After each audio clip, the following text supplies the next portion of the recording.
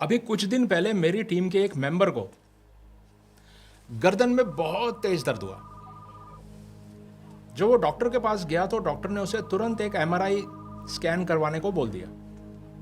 तो वो काउंटर पे गया और वहां जाकर उसे पता चला कि सिर्फ गर्दन के एक स्कैन के लिए उसे 20,000 रुपए का पैकेज दे दिया गया है। मतलब कि जहां वो अपनी एक छोटी सी प्रॉब्लम की मेडिसिन लेने के लिए गया था, वहां सिर्फ बीमारी का पता लगाने के लिए उसे 20,000 रुपए देने पड़ रहे थे। और जब मुझे ये बात पता चली तो मेरे दिमाग में एक सवाल आया कि हमारे देश में हेल्थ डायग्नोसिस इतना महंगा क्यों है? क्या आपको पता है कि इंडिया में हर साल लगभग 5 करोड़ से ज्यादा लोग सिर्फ महंगे इलाज और टेस्ट कराने के चक्कर में गरीबी रेखा के नीचे आ जाते हैं। हमारे देश में हर 10 लाख लोगों के लिए सिर्फ 3 एमआरआई मशीनें ही अवेलेबल हैं। अब जो टेक्नोलॉजी ट्यूमर या हार्ट डिजीज जैसी जानलेवा बीमारियों का पता लगा सकती है ना, उसकी तो अवेलेबिलिटी ही क्राइसिस में है। और वो भी तब जब इंडिया में सबसे ज्यादा मौतें, डेथ हार्ट डिजीज से हो जाती है। इस प्रॉब्लम को सॉल्व करना किसी गवर्नमेंट या किसी बड़े अरबपति के लिए भी नामुमकिन हो सकता है, लेकिन इसी नेशनल प्रॉब्लम को सॉल्व किया एक ऐसे इंसान ने, एक आम इंसान ने, जिसका मेडिकल और हेल्थ केयर से दूर दूर तक कोई नाता नहीं था। तमिलनाडु के एक छोटे से गांव से निकले वी गोविंदा राजन, जिन्होंने एक ऐसी एबिलिटी का इस्तेमाल किया जो दुनिया के टॉप 1% सक्सेसफुल लोगों का सबसे बड़ा हथियार है, क्रिटिकल थिंकिंग।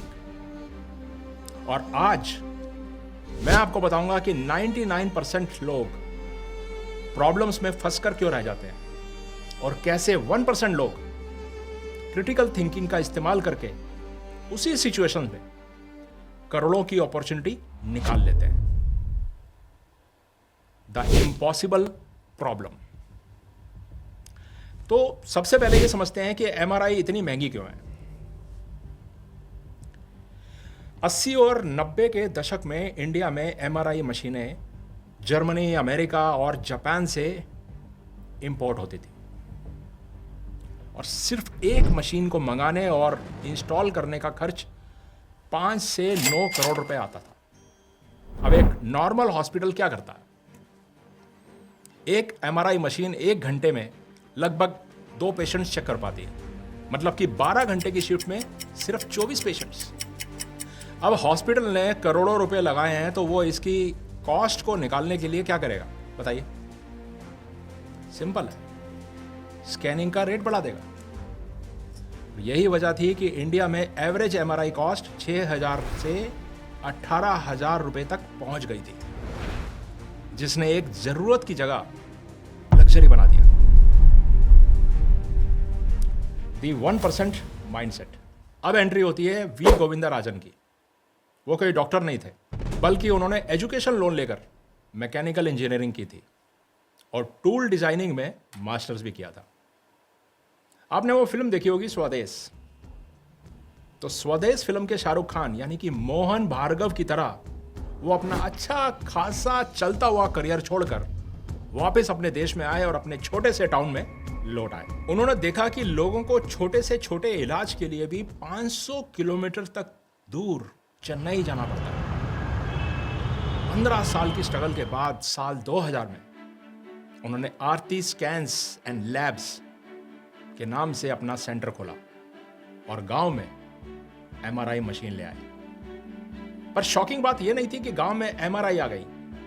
शॉकिंग बात यह थी कि उनकी स्कैनिंग फीस पूरे देश के मुकाबले 50 से 60% तक कम थी।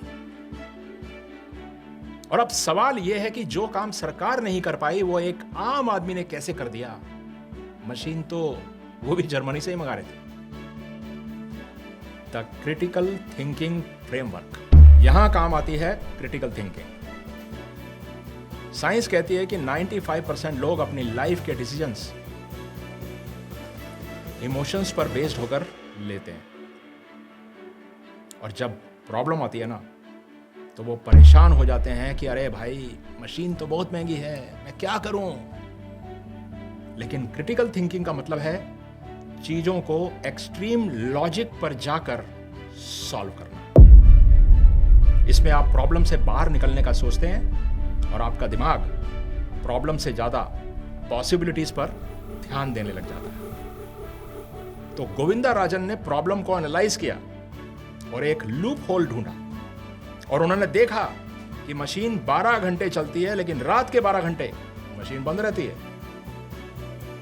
मशीन की कॉस्ट तो पूरे 24 घंटे की पड़ रही है ना। उन्होंने नाइट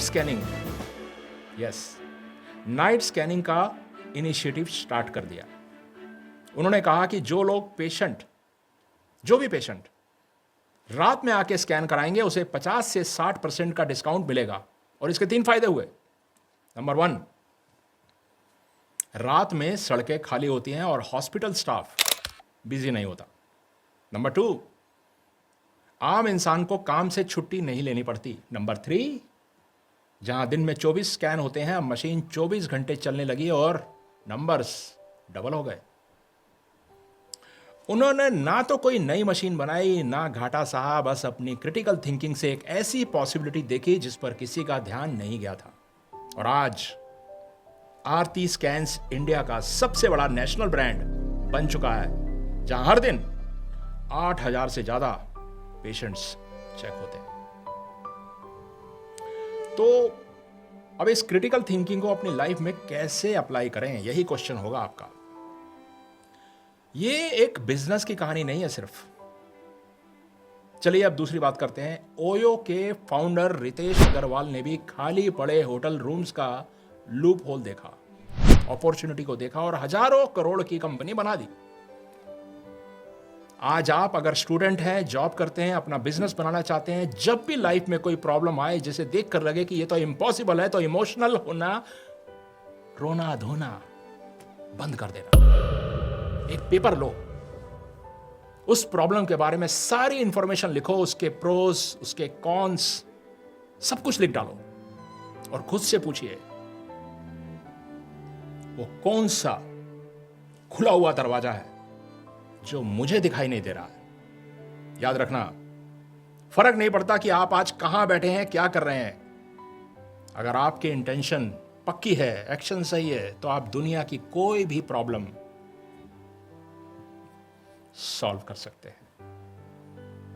क्योंकि हमेशा याद रखना, कोई भी सपना बड़ा नहीं, जीता वही जो डरा नहीं।